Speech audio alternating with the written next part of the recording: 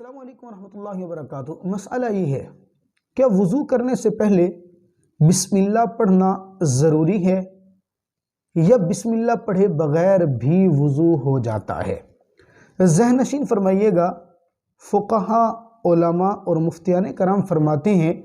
وضو کرنے سے پہلے بسم اللہ الرحمن الرحیم پڑھنا یہ سنت ہے۔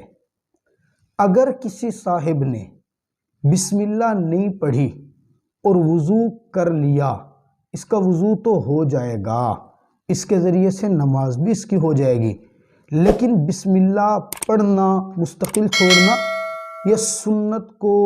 ترک کرنے کی عادت بنانا یہ شریعت میں اچھی عادت نہیں ہے، بلکہ علماء نے یہاں تک لکھا جو مستقل سنت نبوی صلی اللہ تعالیٰ علیہ وسلم چھوڑتا ہے، ایسا شخص کل قیامت والے دن شفاعت نبی صلی اللہ تعالیٰ علیہ وسلم سے محروم ہوگا